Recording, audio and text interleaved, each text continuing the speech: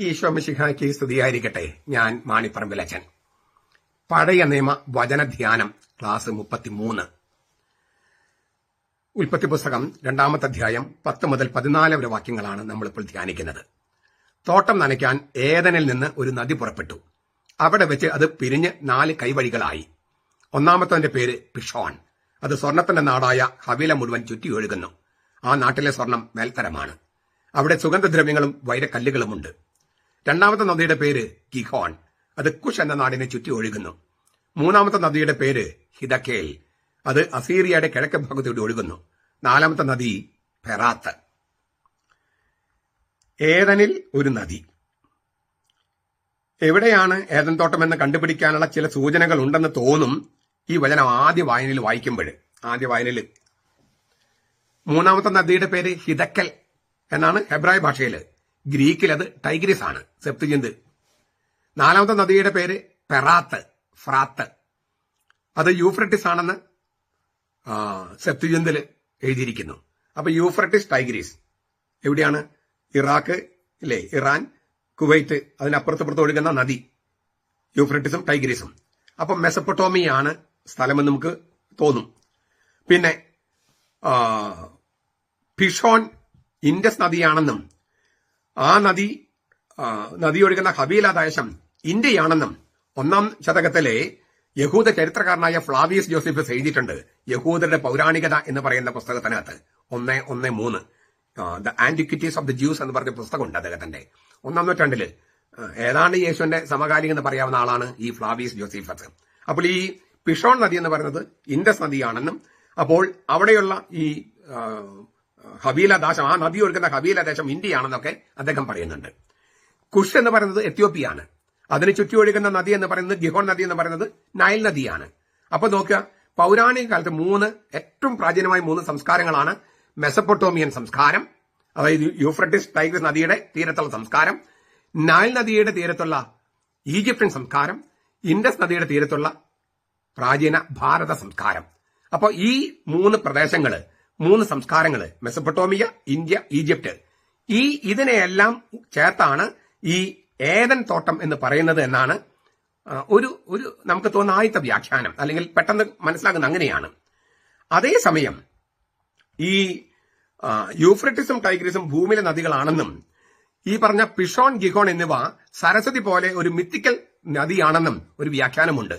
അങ്ങനെയെങ്കിൽ ഏദൻ തോട്ടം എന്ന് പറയുന്നത് ഒരു സെമി സെലസ്റ്റിയൽ ഗാർഡൻ, അതായത് ഒരു അർദ്ധ സ്വർഗീയ തോട്ടമാണ്. ഭൂമിയും സ്വർഗവും കംപ്രൈസ് ചെയ്യുന്ന ഒരു തോട്ടമാണ് എന്നാണ് അതിന്റെ അർത്ഥം. അങ്ങനെ വ്യാഖ്യാനിച്ചാല് സ്വർഗീയ നദികളും ഭൗമിക നദികളുമുള്ള ഒരു അർദ്ധ സ്വർഗീയ തോട്ടം, ഈ ദൈവം വസിച്ച തോട്ടമാണ് ഈ ഏദൻ തോട്ടം എന്നാണ് സങ്കല്പം. അപ്പോ സ്വർഗവും ഭൂമിയും കംപ്രൈസ് ചെയ്യുന്ന ഒരു ഏദൻ തോട്ടം. പറുദീസ എന്നാണ് ഏദൻ തോട്ടത്തിന് സെപ്തുജിന്തില്, ഗ്രീക്കില് പറുദീസ. അത് 3-ാം സ്വർഗത്തിന് ഉപയോഗിക്കുന്നുണ്ട്. അപ്പോൾ സ്വർഗീയവും ഭൗമികവുമായ അംശങ്ങളുള്ള ഒരു തോട്ടം എന്ന് അതിൽ നിന്ന് വേണമെങ്കിൽ നിഗമനത്തിലെത്താൻ കഴിയും. ഈ 2 നദികൾ മിത്തിക്കൽ നദികളാണെങ്കിൽ. വേറൊരു അർത്ഥമുണ്ട് ഇതിന്. ഈ ജീവന്റെ സംരക്ഷണത്തിന് ആവശ്യമായ എല്ലാ നദികളും ഉത്ഭവിച്ചത് ദൈവത്തിന്റെ അതിവിശിഷ്ടമായ ഏദൻ തോട്ടത്തിലാണെന്ന് വെളിപ്പെടുത്താനാണ് ഈ നദികളുടെ പേരുകൾ അങ്ങനെ എഴുതിയിരിക്കുന്നതെന്നാണ് ഒരു വ്യാഖ്യാനം. അതായത് ജീവന്റെ സംരക്ഷണത്തിന് വെള്ളം വേണം, വെള്ളം ഒഴുകുന്ന നദികൾ വേണം. എല്ലാ നദികളും ഒഴുകുന്നത് ദൈവത്തിൽ നിന്നാണ്, ദൈവത്തിന്റെ തോട്ടത്തിൽ നിന്നാണ്, അതിവിശിഷ്ടമായ ഏദൻ തോട്ടത്തിൽ നിന്നാണ്. അതായത് വെള്ളത്തിന്റെ ഉറവിടം ദൈവമാണ്. ജീവന്റെ സംരക്ഷണത്തിന് ആവശ്യമായ ജലം നൽകുന്നത് ദൈവത്തിന്റെ തോട്ടത്തിൽ നിന്നാണ് ഉത്ഭവിക്കുന്നത്. ജലം നൽകുന്ന നദികൾ ഉത്ഭവിക്കുന്നത് ദൈവത്തിന്റെ തോട്ടത്തിൽ നിന്നാണ്. ജീവന്റെ സംരക്ഷണം, അതിന് നദികൾ വേണം, അത് ദൈവം നൽകിയിരിക്കുന്നു. അതിനാൽ ജീവന്റെ സംരക്ഷണത്തിന് നദികളെ സംരക്ഷിക്കണം. നമ്മുടെ നാട്ടിലെ നദികൾ നോക്കി, എല്ലാ വേസ്റ്റും കൊണ്ടിടുന്നത് നദികളിലാണ്. എന്നിട്ട് അതിന്റെ കരയിലും എല്ലാവിടെയും ഈ പ്ലാസ്റ്റിക്കും മറ്റതൊക്കെ. അപ്പൊ ജീവനെ സംരക്ഷിക്കാൻ പറ്റുമോ? നമ്മൾ കേരള മോഡൽ എന്ന് പറഞ്ഞിട്ട് ആരോഗ്യസ്ഥിതി പറയാറുണ്ട്. ഇപ്പൊ കേരളം ഇങ്ങനെ രോഗാവസ്ഥയില്. കാരണം എന്താണ്? നമുക്ക് തന്നെ എല്ലാം സർക്കാർ ചെയ്യുമെന്ന് വിചാരിക്കുന്നത് ശരിയല്ലല്ലോ. നമുക്ക് തന്നെ ഈ മാലിന്യം അല്ലെങ്കിൽ പ്ലാസ്റ്റിക് അല്ലെങ്കിൽ അതുപോലെയുള്ള വേസ്റ്റ് സംഗതികളെല്ലാം നദിയിലും വെള്ളത്തിലും ഇടാൻ പാടില്ലെന്ന് നമുക്ക് തോന്നണ്ടേ? എത്രയോ ദിവസമാണ് എല്ലാ പ്രാവശ്യം നമ്മൾ കാണുന്നു, ആ മാലിന്യം ഇവിടെ കൊണ്ട് തട്ടി, ഈ മാലിന്യം ഇവിടെ കൊണ്ട് തട്ടി. നമുക്ക് തന്നെ സംസ്കാരത്തോട് ഇല്ലേ, നമ്മുടെ നാടിനോടൊരു ഒരു ഒരു ഒരു സ്നേഹമില്ലായ്മ. 43 മറ്റോ നദികളുണ്ട് നമ്മുടെ നാട്ടില്. എന്നിട്ട് നമുക്ക് കുറച്ച് നാള് വെള്ളം മഴ ഇല്ലാണ്ടായാൽ അപ്പോഴേക്കും കുടിവെള്ളത്തിന് ക്ഷാമമായി. 6 മാസത്തോളം മഴയാണ്, എന്നിട്ടും നമുക്ക് വേനൽക്കാലം വരുമ്പോഴേക്കും കുടിവെള്ളത്തിന് നമുക്ക് ക്ഷാമമായി. എന്താ കാര്യം? സർക്കാരുകളുടെ അനാസ്ഥ വളരെ വലുത്. അതായത് ദീർഘദൃഷ്ടിയോട് കൂടി ചെയ്യാനായിട്ട് അവർക്ക് കഴിയുന്നില്ല. എല്ലാവരും 5 കൊല്ലമാണ് ചിന്തിച്ചുകൊണ്ടിരിക്കുന്നത്. എന്നിട്ട് 5 കൊല്ലത്തിനിടയ്ക്ക് ഒന്നും തന്നെ നടക്കുന്നില്ല. ദീർഘവീക്ഷണത്തോടെയുള്ള ഈ ആസൂത്രണമില്ലായ്മയുണ്ട്. പക്ഷെ മനുഷ്യർക്കും ആ പ്രശ്നമുണ്ട്, നമുക്കെല്ലാവർക്കും ആ പ്രശ്നമുണ്ട്. നമ്മൾ ഓരോരുത്തരും അതിലേക്ക്. ഞാൻ പണ്ട് മൈസൂര് ഞാനൊരു പിക്നിക്ക് പോയതാണ്. എന്റെ കൂടെ കുറച്ച് പേരുണ്ടായിരുന്നു. അപ്പൊ അവരെന്തോ വാങ്ങിച്ച് കഴിച്ചിട്ട് ആ പേപ്പറൊക്കെ വഴിയിലങ്ങ് ഇട്ടു. അപ്പൊ ഞാൻ പുറകിലായിരുന്നു, ഒരു ഫോൺ വിളിച്ചുകൊണ്ട് ഞാൻ പുറകിൽ വരികയാണ്. അപ്പൊ ഞാൻ ഈ പേപ്പറിൽ കണ്ടപ്പോൾ ഞാൻ അതെടുത്തിട്ട് ഞാൻ ഡസ്റ്റ്ബിന്നിനകത്ത് ഇട്ടു. ഞങ്ങളുടെ ഗ്രൂപ്പിൽപ്പെട്ടവരുടെ തന്നെ പേപ്പറാണ്. അപ്പൊ അവർക്ക് കാര്യം മനസ്സിലായി, എന്താണ് ഇത് ഇടാൻ പാടില്ല. പിന്നീട് അവര് അച്ഛനായതുകൊണ്ട് പ്രത്യേകിച്ച് അവർക്ക് മനസ്സിലായി, അച്ഛനോട് എടുപ്പിച്ചില്ല എന്നുള്ള ഒരു സംഗതി. ഞാൻ ഒരിക്കൽ പറഞ്ഞിട്ടുണ്ട്, ഞാൻ യൂറോപ്പിൽ നിന്നുള്ള ആളുകളുമായിട്ട് നമ്മുടെ വല്ലാർപാടത്ത് പള്ളിയിൽ പോയി. അപ്പൊ പള്ളിയിൽ പെരുന്നാൾ നടക്കുകയാണ്. അപ്പൊ അവിടെ ഇങ്ങനെ ഇഷ്ടംപോലെ ജനങ്ങളാണ്. ഈ വാങ്ങിച്ച പേപ്പറുകൾ മുഴുവൻ മുറ്റത്തിങ്ങനെ കിടക്കുക. അപ്പൊ എന്നോട് ഈ യൂറോപ്യൻസ് ചോദിച്ചതാണ്, വികാരിച്ചൻ പറഞ്ഞ പോലെ ഈ ചപ്പ് ചവറൊന്നും അവിടെ ഇടരുത്, ഡസ്റ്റ്ബിനത്ത് ഇട്ടാൽ അവർ ചെയ്യില്ലേ എന്നാണ് ചോദിച്ചത്. അപ്പൊ നമുക്ക് നോക്കൂ, ഒരു പെരുന്നാളിന് വന്നിട്ട് അവര് കണ്ടത് ഈ ചപ്പ് ചവറുകൾ ഇങ്ങനെ കിടക്കുന്നതാണ് ഒരു പെരുന്നാൾ കഴിഞ്ഞ് തന്നെ. നമ്മൾ ഓരോരുത്തരും വിചാരിച്ചാൽ ആ ഡസ്റ്റ്ബിനകത്ത് ഇടാൻ പറ്റില്ലേ? ഈ വെള്ളം, കുടിവെള്ളവും നദികളും ഒക്കെ നമുക്ക് ചീത്തയാക്കേണ്ട കാര്യമുണ്ടോ? ജീവിക്കണമെങ്കിൽ കുടിവെള്ളം വേണം. അത് ദൈവത്തിന്റെ ഏദൻ തോട്ടത്തിൽ പുറപ്പെടുന്നതാണ്. അപ്പൊ വിശുദ്ധമാണ് ജലം. ആ വിശുദ്ധമായ ജലം മലിനമാകാതെ നോക്കേണ്ടത് നമ്മൾ ഓരോരുത്തരും കടമയല്ലേ? അതാണ് ഒരു പ്രധാനപ്പെട്ട അർത്ഥം പറയുന്നത്. ജലം, ജീവന്റെ സംരക്ഷണം ആവശ്യമായ ജലം ദൈവത്തിന്റെ തോട്ടത്തിൽ നിന്നും വിശുദ്ധ തോട്ടത്തിൽ നിന്നും പുറപ്പെടുന്നു. അതിനാൽ നദികൾ വിശുദ്ധമാണ്. അതുകൊണ്ട് തന്നെ നദിയിലെ വെള്ളവും പുഴയിലെ വെള്ളമൊക്കെ വിശുദ്ധമായി സൂക്ഷിക്കണം. ഓസ്ട്രേലിയയിൽ ഞാൻ വിചാരിക്കുന്നത് നദി എന്ന് പറഞ്ഞാൽ പേഴ്സൺ എന്നാണ്, വ്യക്തിയായിട്ട് കണക്കാക്കുന്നത്. ഒരു വ്യക്തിയെ ആക്രമിക്കാൻ പാടില്ലാത്തതുപോലെ ഒരു നദി ആക്രമിക്കാൻ പാടില്ല. നമ്മള് ഈ ഒരു കോടതിയെ എന്താ പറയാ, ജുറിഡിക്കൽ പേഴ്സൺ എന്നാ പറയാ. കോടതിയെ ബഹുമാനിക്കണം. ഇപ്പൊ ഞാൻ ഒരു ഇൻഡിവിജ്വൽ പേഴ്സൺ അല്ലേ, മാണിപ്പറമ്പലച്ചൻ ഒരു ഇൻഡിവിജ്വൽ പേഴ്സൺ, കോടതി ജുറിഡിക്കൽ പേഴ്സൺ, നദി അതൊരു പേഴ്സണെ പോലെ കണക്കാക്കണം, ഒരു വ്യക്തിയെ പോലെ കണക്കാക്കണം, ഒരാളെ പോലെ കണക്കാക്കണം. ആളെ ആക്രമിക്കാനായിട്ട് അവകാശമില്ലാത്ത പോലെ നദി ആക്രമിക്കാൻ പാടില്ല. അപ്പോൾ ഞാൻ പറഞ്ഞു വന്നത് ഈ ജല സംരക്ഷണം അത് വളരെ പ്രധാനപ്പെട്ടതാണ്. ഹെനോക്കിന്റെ 1-ാം ഗ്രന്ഥത്തിലെ, ഹെനോക്ക് എന്ന് പറഞ്ഞ സ്വർഗത്തിലേക്ക് എടുക്കപ്പെട്ടെന്ന് വിചാരിക്കുന്ന ഹെനോക്ക്, പറുദീസായിലെ 7 മലകളിൽ 7-ാമത്തതിലാണ് ജീവന്റെ വൃക്ഷം. ഹെനോക്കിന്റെ പുസ്തകം 24:3-6. ആ ജീവന്റെ വൃക്ഷത്തിന്റെ താഴെ നിന്നുമാണ് ഒരു നദി ഉത്ഭവിക്കുന്നതും ആ നദിക്ക് 4 ശാഖകള്. അതായത് പറുദീസായിലെ 7 മലകള്, ആ 7 മലകളിൽ 7-ാമത്തെ മുകളിലാണ് ജീവന്റെ വൃക്ഷം. ജീവന്റെ വൃക്ഷത്തിന്റെ കടക്കിൽ നിന്നുമാണ് ഈ നദി ഒഴുകുന്നത്. അത് 4 കൈവഴികളായി തിരിയുന്നു. എന്റെ ഇംഗ്ലീഷിൽ ഒരു പുസ്തകമുണ്ട്, 4 Streams of Love എന്ന് പറഞ്ഞിട്ട്, 4 Streams of Love, സ്നേഹത്തിന്റെ 4 നീർച്ചാലുകൾ. അത് ഞാൻ തന്നെ ഈ ജീവന്റെ വൃക്ഷം വരച്ചിട്ട് ഒരു നദി 4 കൈവഴികൾ തിരിയുന്നത്, അങ്ങനെയാണ് അതിന്റെ ചിത്രം. ഞാൻ തന്നെയാണ് അത് വരച്ചത്. എന്നിട്ട് ആ 4 നദികൾക്ക് പേര് കൊടുത്തിട്ടുണ്ട്. പാല് ഒഴുകുന്നു, ഒരു നദിയിലൂടെ പാൽ ഒഴുകുന്നു, മറ്റൊരു നദിയിലൂടെ തേൻ ഒഴുകുന്നു, പിന്നെ ഒരു നദിയിലൂടെ എണ്ണ, മറ്റൊരു നദിയിലൂടെ വീഞ്ഞ്. അപ്പോ പാലും തേനും എണ്ണയും വീഞ്ഞും ഒഴുകുന്ന ഒരു 4 നദികള് എന്ന് വെച്ചാൽ ഈ ലോകത്തിലെ സമൃദ്ധി മുഴുവൻ ദൈവത്തിന്റെ തോട്ടത്തിൽ നിന്ന് ഉത്ഭവിക്കുന്നു, ജീവന്റെ വൃക്ഷത്തിന്റെ കടക്കിൽ നിന്നും ഉത്ഭവിക്കുന്നു എന്നാണ് ഈ പറഞ്ഞതിന്റെ അർത്ഥം. അതായത് ഈ ലോകത്തിലെ സമൃദ്ധി മുഴുവൻ, അപ്പൊ ജീവന്റെ വൃക്ഷത്തിന്റെ കടക്കിൽ നിന്നും പാലും തേനും എണ്ണയും വീഞ്ഞും ഒക്കെ ഒഴുകുന്നു പറഞ്ഞാൽ ഈ ലോകത്തിലെ ജീവന്റെ സമൃദ്ധി മുഴുവൻ എന്നർത്ഥം. നീതിയുടെ തോട്ടം എന്നാണ് ഈ ഗാർഡൻ ഓഫ് ഏഡൻ, ഏദൻ തോട്ടത്തിന് ഹെനോക്ക് കൊടുക്കുന്ന പേര് ഗാർഡൻ ഓഫ് റൈച്ചസ്നെസ് എന്നാണ്. ഗാർഡൻ ഓഫ് റൈച്ചസ്നെസ്, ധർമ്മനീതിയുടെ തോട്ടം എന്നാണ്. 1 ഹെനോക്ക് 58:3 ഇനി നമ്മൾ കുറച്ചുകൂടി ഇത് നമ്മളിങ്ങനെ എന്താ പറയാ, ഭൗമികമായിട്ട് സാംസ്കാരികമായിട്ടും സംസാരിച്ചു, ഭൗമികമായി സംസാരിച്ചു, പിന്നെ ഈ തരത്തിലുള്ള പ്രതീക ആലങ്കാരികമായി സംസാരിച്ചു. ഇനി നമ്മൾ കുറച്ചുകൂടി വരുമ്പോൾ ദൈവശാസ്ത്രപരമായി സംസാരിക്കുകയാണ്. എസെക്കിയേലിന്റെ പുസ്തകത്തില് നദിയുടെ ഉത്ഭവസ്ഥാനം ദേവാലയമാണ്. എസെക്കിയേൽ 47 അധ്യായം. ദേവാലയത്തിൽ നിന്നാണ് ഈ നദി ഉത്ഭവിക്കണമെന്നാണ്. എന്ന് വെച്ചാൽ ദേവാലയം ദൈവത്തിന്റെ വാസസ്ഥാനമായിട്ടാണ്.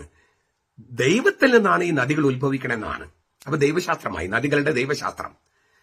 പുതിയ നിയമത്തില് വരുമ്പോൾ യേശുവിന്റെ ശരീരമാണ് പുതിയ ദേവാലയം. യോഹന്നാൻ 2:21.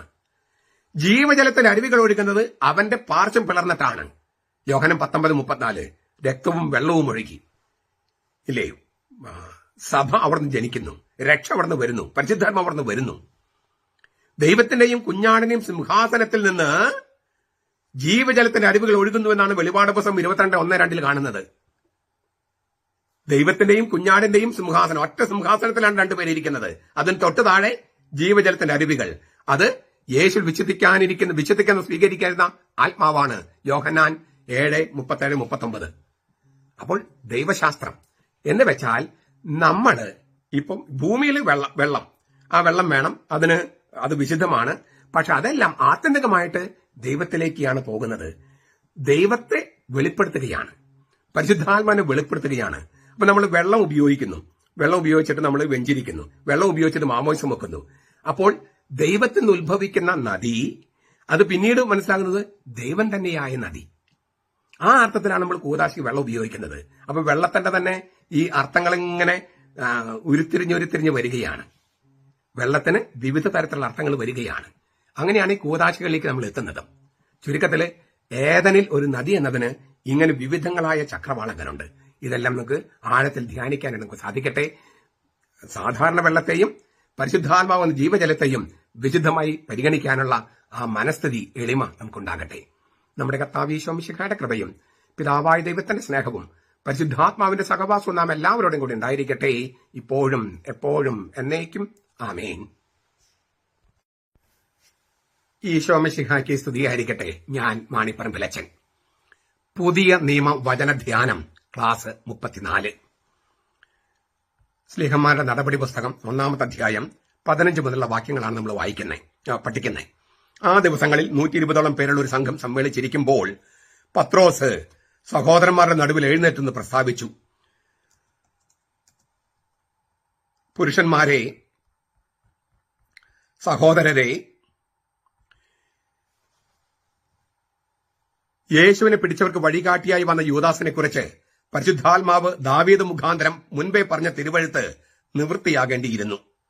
ഇത്രയും നമ്മൾ കണ്ടുകഴിഞ്ഞു. ഇതിന്റെയൊക്കെ വ്യാഖ്യാനം കണ്ടുകഴിഞ്ഞു. 120ഓളം പേര് ആ ദിവസങ്ങളില്. പിന്നെ പുരുഷന്മാരെ, സഹോദരന്മാരെ എന്ന് പറഞ്ഞ എന്താണ് അർത്ഥം? പിന്നെ യൂദാസ്, പരിശുദ്ധാത്മാവ് ദാവീദ് മുഖാന്തരം പറഞ്ഞ തിരുവഴുത്ത് നിവൃത്തിയാകാൻ, ഈ കാര്യങ്ങളൊക്കെ നമ്മൾ കണ്ടുകഴിഞ്ഞു. ഇപ്പൊ നമുക്ക് 17-18 വാക്യങ്ങൾ അത് കേൾക്കാം, എന്നിട്ട് അതേക്കുറിച്ച് ധ്യാനിക്കാം. അവൻ, യൂദാസ്, ഞങ്ങളിൽ ഒരുവനായി എണ്ണപ്പെടുകയും ഈ ശുശ്രൂഷയിൽ, അപ്പസ്തോലിക ശ്ലൈക ശുശ്രൂഷയിൽ അവന് പങ്ക് ലഭിക്കുകയും ചെയ്തിരുന്നുവല്ലോ.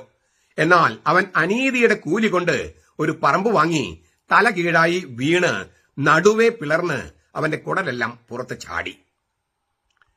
ഇത്രയും കേൾക്കുമ്പോൾ നിങ്ങൾക്ക് പെട്ടെന്നൊരു സംശയം വരാൻ സാധ്യതയുണ്ട്.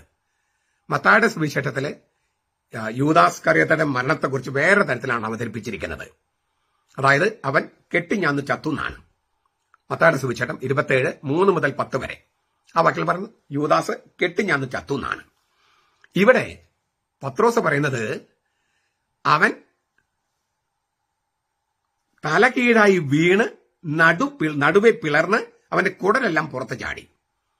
അപ്പോ കെട്ടിഞ്ഞാന്ന് ചത്തൊരാള് തലകീഴായി വീണ് നടുവെ പിളർന്ന് അവന്റെ കുടലെല്ലാം പുറത്ത് ചാടി. ഇത് രണ്ടും രണ്ട് തരത്തിലുള്ള മരണത്തെക്കുറിച്ചാണോ അതോ ഈ ആത്മഹത്യ ചെയ്തപ്പോൾ സംഭവിച്ച മറ്റു കാര്യങ്ങളാണോ? കൃത്യമായിട്ട് നമുക്ക് അറിയില്ല. അതായത് ഇത് രണ്ടിനിടയ്ക്ക് ഈ കെട്ടിത്തൂങ്ങി ചാവുക, പിന്നെ തലകീഴായി വീണ് നടുവെ പിളർന്ന് അവന്റെ കുടലെല്ലാം പുറത്ത് ചാടുക, ഇത് അപ്പൊ രണ്ട് സംഗതികളാണ്. അപ്പൊ ഇതിനിടയിൽ എന്തൊക്കെയാണ് സംഭവിച്ചത് നമുക്ക് കൃത്യമായിട്ട് അറിയില്ല. ഒരു കാര്യം നമുക്ക് ഉറപ്പിച്ച് പറയാം, ഈ മത്തായി എഴുതിയിട്ടുള്ളത് യൂദാസിന്റെ ആത്മഹത്യയുടെ വിധമാണ്. ഏത് വിധത്തിലാണ് അവൻ ആത്മഹത്യ ചെയ്തത്? കെട്ടിഞ്ഞാന്നാണ്.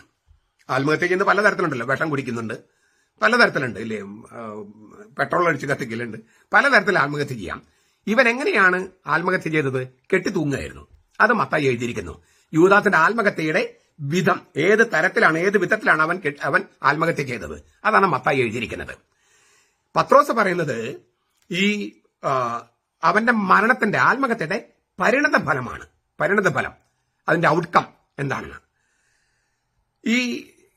എങ്കിലും ഇപ്പൊ ഇത് രണ്ടും രണ്ട് വൈരുദ്ധ്യമായിട്ടൊക്കെ ചിലർ പറയും. എനിക്ക് തോന്നുന്നു അങ്ങനെ വൈരുദ്ധ്യമാകേണ്ട കാര്യമില്ല. ഈ കെട്ടിഞ്ഞാന്ന് ചത്തു എന്ന് മാത്രമേ മത്തായി രേഖപ്പെടുത്തുന്നുള്ളൂ. രണ്ടും, അതേ പത്രോസ് പറഞ്ഞതും മത്തായി എഴുതിയിരിക്കുന്നതും, ഈ കെട്ടിത്തൂങ്ങലും തലകീഴായി വീഴലും ഏതായാലും ഉയരമുള്ള സ്ഥലത്തു നിന്നാണല്ലോ. ഉയരമുള്ള സ്ഥലത്തു നിന്നാണ്.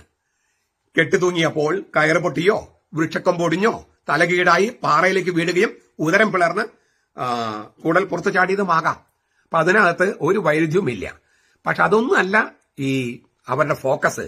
അവൻ എങ്ങനെ മരിച്ചു എന്നുള്ളതിനേക്കാൾ, അല്ലെങ്കിൽ എന്നതിനേക്കാൾ അതിന്റെ പരിണത ഫലം എന്താണ്, അതിന്റെ ശേഷം എന്നുള്ള, അല്ലെങ്കിൽ എന്താണ് അതിന്റെ റിസൾട്ട് അല്ലെങ്കിൽ ഔട്ട്കം എന്നുള്ളതാണ് പത്രോസ് പറയാൻ ആഗ്രഹിക്കുന്നത്.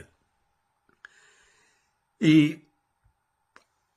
പത്രോസ് പറയുമ്പോൾ അവരുടെ ഭാഷയിൽ അക്കൽദാമ എന്ന് പറയുന്നു. ഏതാണ് ഈ അവരുടെ ഭാഷ? ശരിക്കും ഭാഷ അരാമിയാണ്. അങ്ങനെയാണെങ്കിൽ പത്രോസിന്റെ തന്നെ സംസാര ഭാഷയാ. പിന്നെ എന്തുകൊണ്ടാണ് അവരുടെ ഭാഷയിൽ എന്ന് പറയണേ? അക്കൽദാമ എന്ന അരാമിയ വാക്കിനെ പത്രോസ് പ്രസംഗത്തിൽ പറയുമ്പോൾ എന്തുകൊണ്ട് അവരുടെ ഭാഷയിൽ എന്ന് പറയണേ? പത്രോസ് പ്രസംഗിച്ചത് ക്രിസ്തുവർഷം AD 33 AD 33.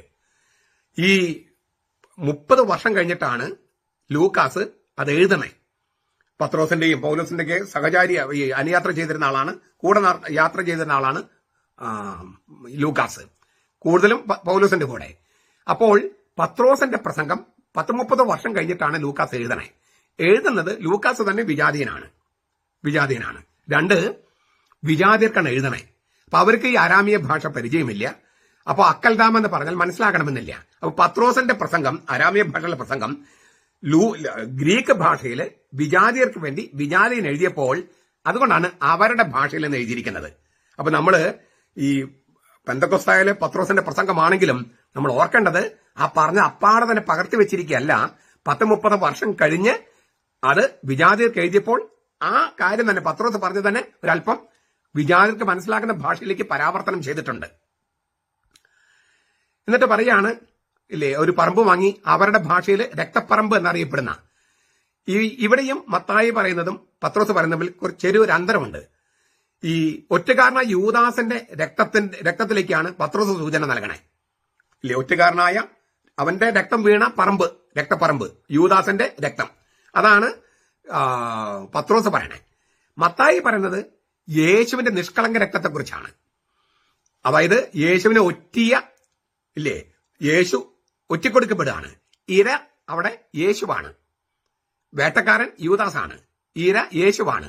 അങ്ങനെ ഒറ്റിക്കൊടുക്കപ്പെട്ട് ഇരയായ യേശുവിന്റെ രക്തത്തിലേക്കാണ് മത്തായി സൂചന നൽകണേ. അതുകൊണ്ടാണ് അവിടെ എഴുതിയിരിക്കുന്നത് കുറ്റമില്ലാത്ത രക്തത്തെ ഞാൻ ഒറ്റിക്കൊടുത്തു. യൂദാസ് പറയണേ, കുറ്റമില്ലാത്ത രക്തത്തെ ഞാൻ ഒറ്റിക്കൊടുത്തു. യൂദാസ് ഒറ്റിക്കൊടുത്തു. അങ്ങനെ ആ യേശുവിന്റെ നിഷ്കളങ്ക രക്തം വീണ പറമ്പ് എന്നുള്ള അർത്ഥത്തിലാണ് മത്തായി പറയണേ.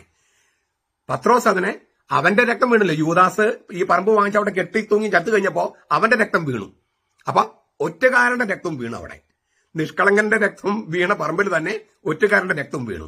രണ്ടും വൈരുദ്ധ്യമൊന്നുമില്ല. രണ്ടുപേരും രണ്ട് വീക്ഷണകോണിലൂടെയാണ് കാര്യങ്ങൾ കാണുന്നത്. ഈ യേശുവിനെ ഒറ്റപ്പെടുത്തതിന് പ്രതിഫലമായി ലഭിച്ച തുക യൂദാസ് ദേവാലയത്തിന് തിരിച്ചു കൊടുത്തു. യെരുസലേം പുരോഹിതന്മാര് ആ പണം ഉപയോഗിച്ച് ഒരു ശ്മശാനം വാങ്ങി. ഒരു കുശവന്റെ പറമ്പായിരുന്നു അത് ശ്മശാനം, അത് മരിച്ചവരെ അടക്കാൻ വേണ്ടി ഉപയോഗിച്ചു. അതിനെയൊക്കെയാണ് ആ പശ്ചാത്തലമാണ് ഇപ്പൊ ഈ പറഞ്ഞിരിക്കുന്നതൊക്കെ. അവിടെയാണ് ഇവൻ പോയി കെട്ടി തൂങ്ങി ചത്ത എന്നുള്ളതാണ് ആ പോയിന്റ്. സ്വാഭാവികമായിട്ട് നമുക്ക് വീണ്ടും ഒരു ചോദ്യം വരാം, യൂദാസ് പശ്ചാത്തപിച്ചു എന്ന് എഴുതിയിട്ടില്ലേ എന്ന്. വാസ്തവത്തിലില്ല. അത് നമ്മുടെ പരിഭാഷയുടെ പ്രശ്നമാണ്. യൂദാസ് ഖേദിച്ചു എന്നേ ഉള്ളൂ. റിഗ്രറ്റഡ്. ഗ്രീക്കില് മെലോമായി എന്നാണ്. മെലോമായി. അവൻ ചെയ്ത പ്രവൃത്തിയിൽ ദുഃഖം തോന്നി, ഖേദിച്ചു. പക്ഷെ അത് യഥാർത്ഥ അനുതാപമല്ല, പശ്ചാത്താപമല്ല. പാപത്തിൽ നിന്ന് പിന്തിരികയും കാരുണ്യവാനും പാപമോചനത്തിനായി കാരുണ്യത്തിനും പാപമോചനത്തിനുമായി ദൈവത്തെങ്കിലേക്ക് തിരിയുകയും ചെയ്യുന്നതാണ് ഹൃദയ പരിവർത്തനം, അല്ലെങ്കിൽ യഥാർത്ഥ മാനസാന്തരം, പശ്ചാത്താപം. അതിന് ഗ്രീക്ക് വാക്ക് മെറ്റാനോയിയ എന്നാണ്.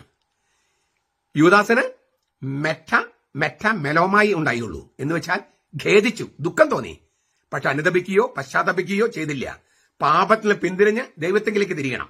പാപത്തെ പിന്തിരിഞ്ഞാൽ പകുതി പശ്ചാത്താപമായി, ഖേദമായി.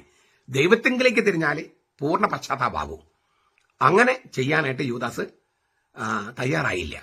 യൂദാസിന്റെ ഏറ്റവും വലിയ പാപം എന്ന് പറയുന്നത് യേശുവിന് ഒറ്റിക്കൊടുത്തതല്ല, ദൈവം ക്ഷമിക്കില്ലെന്ന് കരുതി ആത്മഹത്യ ചെയ്തതാണ്. യേശുവിനെ ഒറ്റിക്കൊടുത്തതല്ല ഏറ്റവും വലിയ പാപം. പത്രോസും തള്ളി പറഞ്ഞിട്ടുണ്ട്, മറ്റു ശിഷ്യന്മാർ ഓടിപ്പോയിട്ടുണ്ട്. പക്ഷെ അവരെല്ലാം പശ്ചാത്തപിച്ചു, കരഞ്ഞു. പത്രോസ് കരഞ്ഞു.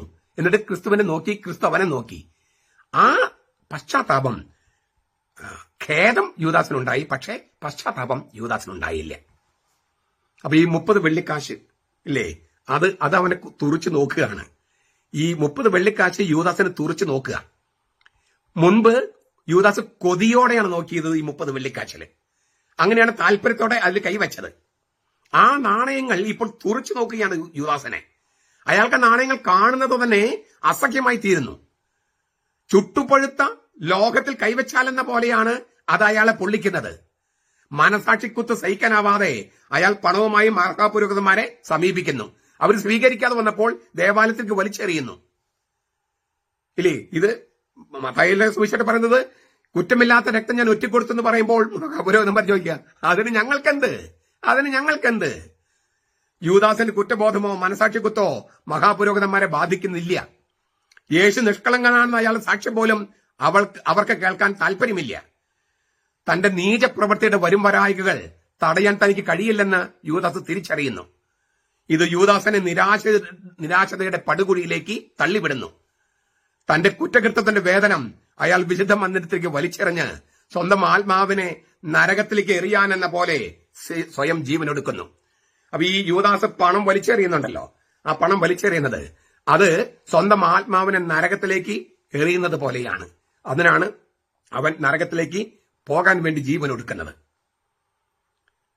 ഇവിടെ ഞാൻ 3 കാര്യങ്ങൾ ഇതിൽ നിന്നൊരു സന്ദേശം എടുക്കുകയാണ്. ഒന്ന്, ഞാൻ പറഞ്ഞല്ലോ, യൂദാസിന്റെ ഏറ്റവും വലിയ കുറ്റം എന്ന് പറയുന്നത് അവൻ ഒറ്റിക്കൊടുത്തതല്ല, കർത്താവ് ക്ഷമിക്കില്ല എന്ന് കരുതിയതാണ്. ദൈവത്തെങ്കിലേക്ക് തിരിയാത്തതാണ് അദ്ദേഹത്തിന്റെ ഏറ്റവും വലിയ തെറ്റ് ഈ യൂദാസ് കറിയാത്തോടെ. 1. 2, ഈ മഹാപുരോഹിതന്മാരെന്താ പറഞ്ഞത്? അതിന് ഞങ്ങൾക്കെന്ത്? ഞാൻ കുറ്റമില്ലാത്ത രക്തം ഒറ്റിക്കൊടുത്തും പറഞ്ഞപ്പോൾ അതിന് ഞങ്ങൾക്കെന്ത്? ഞാൻ ഇപ്പോഴത്തെ സാഹചര്യമായിട്ട് സീറോ മലബാർ സഭയിലെ സാഹചര്യമായിട്ട് ഒന്ന് പൊരുത്തപ്പെടുത്തുകയാണ്. കൂദാശ വിലക്കുള്ള വൈദികര് കൂദാശ അർപ്പിക്കുന്നു. കുമ്പസാരം കേൾക്കാൻ പാടില്ലാത്ത അച്ഛന്മാര് കുമ്പസാരം കേൾക്കുന്നു. കല്യാണം കെട്ടിക്കാൻ അധികാരമില്ലാത്ത ആള് കല്യാണം കെട്ടിക്കുന്നു. ഇതെല്ലാം മഹാപുരോഹിതന്മാര് കാണുന്നു, മെത്രന്മാര് കാണുന്നു. അതിന് ഞങ്ങൾക്കെന്ത്? മെത്രന്മാര് ചോദിക്കുക, ഞങ്ങൾക്കെന്ത്? അവരങ്ങനെ ചെയ്താൽ ഞങ്ങൾക്കെന്ത്? ഒരു ഘട്ടത്തില് ഒരു പിതാവ് ചോദിച്ചിട്ടുണ്ട്, കാനൻ നിയമൊക്കെ ഇങ്ങനെ എഴുതി വെച്ചിരിക്കുന്നല്ലേ ഉള്ളൂ, നമുക്ക് പോലീസും പട്ടാളം ഇല്ലല്ലോ. എന്നിട്ട് അതേ കാനൽ ഉപയോഗിച്ചിട്ട് ചിലർ പീഡിപ്പിക്കുകയും ചെയ്യുന്നു. അപ്പൊ ആവശ്യമുണ്ടെങ്കിൽ കാനൽ ഉപയോഗിക്കും, തങ്ങൾക്ക് താല്പര്യമില്ലെങ്കിൽ കാനൽ വെറും പേപ്പറാണെന്ന് പറയും. അവർക്ക് വേണ്ടിയാണ് ശരിക്കും പറഞ്ഞാൽ നരകം എന്ന് പറയുന്നത് ഇങ്ങനെ ചിന്തിക്കുന്നവർക്ക് വേണ്ടിയാണ്. അവര് ഈ പണം കട്ടെടുത്തിട്ടുള്ള ആളുകളുണ്ടല്ലോ, വൈദികര്, പണം കട്ടെടുത്തിട്ടുള്ളവര്, അവര് ഈ ദേവാലയത്തിൽ നിന്ന് ഈ 30 വെള്ളിക്കാശ് കട്ടെടുത്ത യൂദാസിനെ പോലെയാണ്. അവരുടെ പണം അവരെ തുറിച്ചു നോക്കുകയാണ്. ചുട്ടുപഴുത്ത ലോകത്തിൽ വെച്ചാലെന്ന പോലെയാണ് ഇവരുടെ പണം ഇവര് പൊള്ളിക്കുക. അത് നരകത്തിലെ തീയേക്കാൾ അവരെ പൊള്ളിക്കും. ഇത് നമ്മുടെ കൺവെട്ടത്ത് കാണും. 3-മതൊരു കാര്യം, ഖേദം പ്രകടിപ്പിച്ചാൽ പോരാ, ഖേദിച്ചാൽ പോരാ, ദൈവത്തെങ്കിലേക്ക് തിരിയണം. പാപത്തിന് പിന്തിരിഞ്ഞാൽ പോരാ, ദൈവത്തെങ്കിലേക്ക് തിരിയണം. 90 ഡിഗ്രി തിരിഞ്ഞാൽ പോരാ, 180 ഡിഗ്രി തിരിയണം. അപ്പോൾ പശ്ചാത്താപമാകും. എത്ര വലിയ പാപം ചെയ്താലും നമുക്ക് പശ്ചാത്തപിച്ചാൽ കർത്താവ്, നമ്മുടെ പാപം ഹിമാലയം പോലെ എത്ര വലുതാണെങ്കിലും അതിന് മുകളിലാണ് കർത്താവിന് ആകാശം പോലെ ഇല്ലേ, അതിനെ കവർ ചെയ്യുന്നതാണ് കർത്താവിന്റെ കൃപ എന്ന് പറയുന്നത്, കർത്താവിന്റെ കാരുണ്യം എന്ന് പറയുന്നത്. ആ കാരുണ്യത്തിൽ ആശ്രയിച്ച് പാപത്തിന് പിന്തിരിഞ്ഞ് ദൈവത്തെങ്കിലേക്ക് തിരിയാൻ ഈ യൂദാസിന്റെ കഥ നമ്മളെ പഠിപ്പിക്കണം. അവന്റെ പത്രോസ് പ്രസംഗിക്കുകയാണ്, തങ്ങളിൽ ഒരുവൻ അവരുടെ കൂടെ നടന്ന് കർത്താവ് തെരഞ്ഞെടുത്ത് പൗരോഹിത്യം കൊടുത്ത ഒരുത്തനാണ് ഈ തെറ്റ് ചെയ്തത്. അവരിലൊരുവൻ ആ അപ്പസ്തോലന്മാരുടെ പിൻഗാമികളാണ് മെത്രാന്മാര്. പത്രോസ് ഇല്ലേ, ഞങ്ങളിൽ ഒരുവൻ ഇങ്ങനെയൊക്കെ ചെയ്തു എന്ന് പത്രോസാണ് കുറ്റപ്പെടുത്തണേ, പരസ്യമായിട്ട്. അപ്പം മലർന്നു കിടന്ന് തുപ്പാന്ന് വേണമെങ്കിൽ പറയാം പത്രോസിനെ കുറിച്ച്, പല്ലിന്റെ ഇടയ്ക്കുത്തി മണപ്പിക്കുകയെന്ന് വേണമെങ്കിൽ പറയാം. പക്ഷെ പരസ്യമായിട്ടാണ് പത്രോസ് പറയണേ. 120 പേര് സമ്മേളിച്ചിരിക്കുമ്പോൾ, മെത്രാമാരെ, നിങ്ങളിൽ ഒരുവനാണ് ഒറ്റക്കൊടുത്തിരിക്കുന്നെങ്കിൽ അത് പരസ്യമായി എഴുന്നേറ്റെന്ന് പറഞ്ഞ് തിരുത്തണം. അവന്റെ സ്ഥാനം, ശുശ്രൂഷ സ്ഥാനം വേറെ ആൾക്ക് കൊടുക്കണം. മെത്രാമാരെ, പത്രോസ് പരസ്യമായിട്ടാണ് യൂദാസിനെ കുറിച്ച് പറഞ്ഞത്, ഒറ്റുകാരനെ കുറിച്ച് പറഞ്ഞത്. അവന്റെ ശുശ്രൂഷ സ്ഥാനം മറ്റൊരാൾ കൊടുക്കുകയും ചെയ്തു. നിങ്ങളിൽ ഒറ്റുകാരുണ്ടെങ്കിൽ അത് എഴുന്നേറ്റെന്ന് പറയണം സിനഡില്. എന്നിട്ട് അവന്റെ ശുശ്രൂഷ സ്ഥാനം വേറെ ആൾക്ക് കൊടുക്കണം. അല്ലെങ്കിൽ ഈ ആത്മാവിനെ നരകത്തിലേക്ക് എറിയുന്നത് പോലെയായിരിക്കും അവർക്ക് സംഭവിക്കുക. അത് സംഭവിക്കാതിരിക്കാനാണ് ഞാനിത് പറയുന്നത്. നമ്മുടെ കർത്താവ് യേശു മിശിഹായുടെ കൃപയും പിതാവായ ദൈവത്തിന്റെ സ്നേഹവും പരിശുദ്ധാത്മാവിന്റെ സഹവാസവും നാം എല്ലാവരോടും കൂടി ഉണ്ടായിരിക്കട്ടെ, ഇപ്പോഴും എപ്പോഴും എന്നേക്കും. ആമേൻ.